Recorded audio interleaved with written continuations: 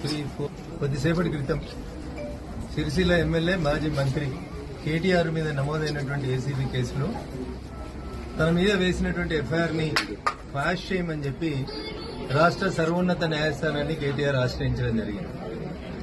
కేటీఆర్ వేసినటువంటి quash petition మీద రాష్ట్ర సర్వోన్నత న్యాయస్థానం తీర్పిస్తూ ఎఫ్ఐఆర్ ని కొట్టివేయలేమని, ఇన్వెస్టిగేషన్ కు సహకరించమని ఆదేశాలు ఇవ్వడం జరిగింది. దీని మీద టీఆర్ఎస్ లేదా నానా యాగి నానా గగ్గోలు చేసే కార్యక్రమం చేస్తాను. ఏం మాట్లాడినారు కేటీఆర్ గారు? కేసు రిజిస్టర్ అవుతుందన్నప్పుడు గదేం కేసు, లొట్టపీస్ కేసు, 5 నిమిషాలు ఇట్లా పోయి అట్లొత్తా అన్నాడు. ఎవరు వద్దంటున్నారు ఇప్పుడు? మరి లొట్టపీస్ కేసులో పోలీసుల ముందుకు పోయేందుకు కేటీఆర్ ఎందుకు భయపడుతున్నాడు? ఫస్ట్ ఏమన్నాడు? దాంట్లో అవినీతి జరగలేదు అన్నాడు. అవును, పైసలు ఇచ్చినా బరాబర్ ఇచ్చినా మంత్రికి ఇచ్చినా అన్నాడు. మరి బరాబర్ ఇచ్చినా అని ముచ్చటిని ఏసీబీ ఆఫీస్కి పోయి చెప్పు. నన్ను వకీళ్ళని తీసుకుపోనిత్తలేరని దొంగేడుపులు ఏడుస్తున్నాడు. దొంగలకి వకీళ్ళని తీసుకొని పోలీస్ స్టేషన్కి రానిస్తారా పోలీసులు? లాస్ట్ కు ఒక మాట్లాడుతున్న కేటీఆర్, నిన్ను 10 ఏళ్లు మంత్రిగా చేసినావు కదా, తెలంగాణ వచ్చినాక ఏం చెప్పిండు? తెలంగాణ పోలీసులు చాలా గొప్ప, ఎక్కడ నేరం జరిగినా మా తెలంగాణ పోలీసులు గొప్పగా పనిచేస్తారు అని చెప్పిండు. 10 ఏళ్లు మీరు గొప్ప అని చెప్పిన పోలీసుల ముందుకి ఇలా నువ్వు పోయేందుకు బాధ ఎందుకు అవుతుంది సార్? 10 ఏళ్లు మంచోళ్ళైన పోలీసులు ఇలా చెడ్డోళ్ళు ఎట్లయ్యారు కేటీఆర్? అంటే నువ్వు కూడా పోలీసులతో తప్పు చేయించినావు అధికారంలో ఉన్నప్పుడు.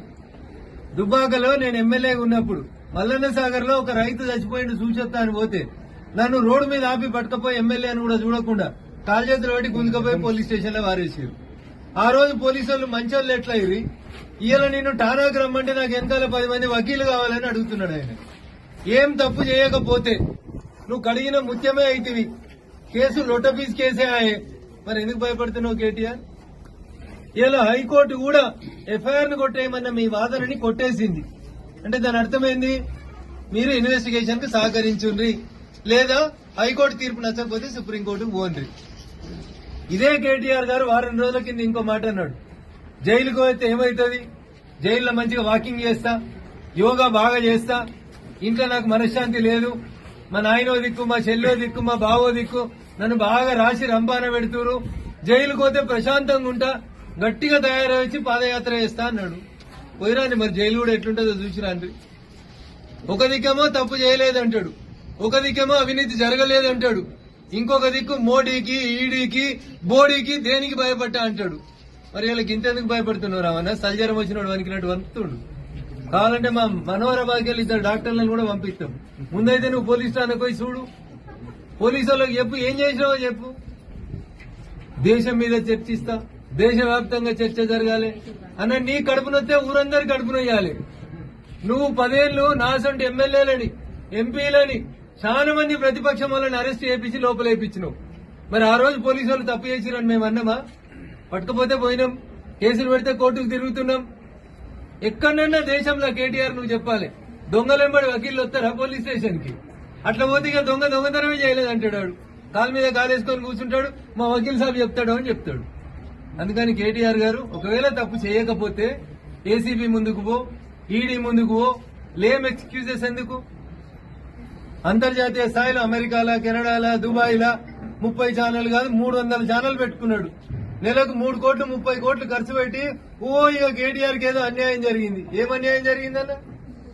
ఏమైనా అన్యాయం జరిగితే పోలీసు వాళ్ళకి చెప్పు, కేసు పెడతారు, నిజ నిర్ధారణ జరుగుతుంది, విచారణను ఎదుర్కోవాల్సిందే. చట్టం ముందు అందరూ సమానమే కాబట్టి కేటీఆర్ గారు మీరు ముందు పోయి పోలీసులకు సహకరించండి, చట్టానికి సహకరించండి అనేది ఈ సందర్భంగా ఒక పార్లమెంట్ సభ్యుడిగా నేను ఆయనకు చెప్పేటువంటి సలహా. అంతేగాని ప్రతిపక్షం వాళ్ళని అరెస్ట్ చేస్తున్నారని ఇయ్యాల నువ్వు అరుస్తే, 10 ఏళ్లు నువ్వు అధికారంలో ఉండి చెయ్యని తప్పుకు మా అందరినీ జైళ్లలో పెట్టి ఇలా నువ్వు ఇట్లా అరుస్తే దొంగ దొంగ దొంగ అని అరిచినట్టుంటుంది తప్ప ఇంకొకటి కాదు. కాబట్టి పోలీసులకు ముందు పోయి చెప్పు, నేను మిమ్మల్ని అనుమానపడుతున్నా, నాది తప్పైంది అని చెప్పు. గేట్ కాడికి వచ్చాడ టీవీ ఛానల్ వాళ్ళని పిలిచి 40 నిమిషాలు డ్రామా చేయొచ్చింది. ఇదే డ్రామా లోపలికి పోయి చెప్పొచ్చు కదా, నేనేం తప్పు చేయలేదు, నేను శ్రీరామచంద్రుడిని అని చెప్పొచ్చు కదా. కాబట్టి టీఆర్ఎస్ పార్టీ పెద్దలారా, ఎవరెవరు తప్పు చేశారో మీకు తెలుసు. కేసులు రిజిస్టర్ అయితే చట్టానికి సహకరించండి. నా మీద చాలా కేసులు పెట్టింది టీఆర్ఎస్, మేము సహకరించలేదా? పోలీస్ స్టేషన్లకు పోలేదా? మా దగ్గర ఇక్కడ చేగుంట దగ్గర ఒక కంపెనీ దగ్గర యాక్సిడెంట్ అయి 3 చచ్చిపోయింది. కంపెనీ యాజమాన్యంతో చర్చల కోసం అంటే మమ్మల్ని తూపురాల్ని ఆపి అరెస్ట్ చేసిరు. తూప్రాన్ పోలీస్ స్టేషన్ లో పొద్దుగాల అరెస్ట్ చేస్తే పోకింది కదా కూర్చోబెట్టిరు. మేమేమో ఎగిరినామా అట్లా? మా ఎంత వకీళ్ళు వస్తారని చెప్పినామా పోలీస్ స్టేషన్ కి? కాబట్టి తప్పు చేసిర్రు కేటీఆర్ అంటే ప్రజలు నమ్ముతుండ్రు, ప్రభుత్వం నమ్ముతుంది, పోలీసు వాళ్ళు కూడా నమ్ముతుంది. ఒకవేళ మీ మీద మీకు విశ్వాసం ఉంటే, మీరు తప్పు చేయకపోతే నేరుగా పోలీస్ స్టేషన్ పోయి మీ దగ్గర ఉన్న కాయిదాలు ఈయనరి పోలీసు వాళ్ళు విచారణ జరిపిస్తారు. అంతేగాని పోలీసుల మీద, కోర్టుల మీద అపనమ్మకాన్ని కలిగించేటువంటి ప్రయత్నాన్ని చేయొద్దని ఈ సందర్భంగా నేను కేటీఆర్ గారికి చాలా స్పష్టంగా అయితే చెప్పదలుచుకున్నాను.